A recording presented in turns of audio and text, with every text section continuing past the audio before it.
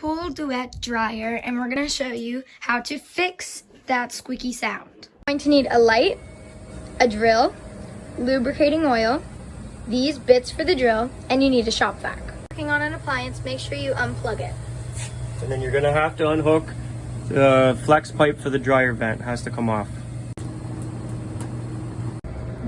This is what your dryer should look like. Just remove these screws and they go all around the dryer. Before you take off the back, remove the electrical panel. Make sure to keep all your screws together. Make sure you take off the grounding wire. And now we're opening the back up.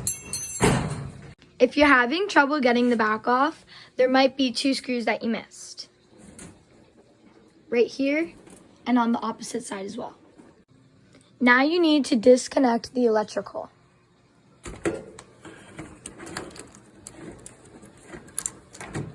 There you go.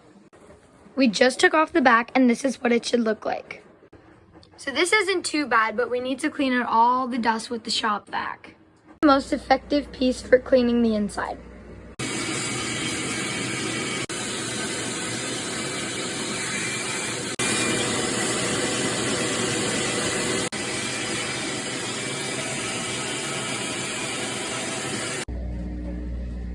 So as you can see, this piece is what moves the drum. This isn't spinning. It does, but it's very slow, so it's seized up. So we're gonna lube it up, see how it works. So now we're gonna add the oil lubricant.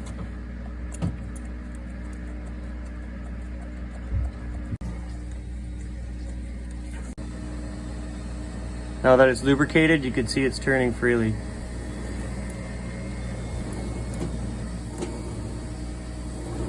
And that should fix your noise.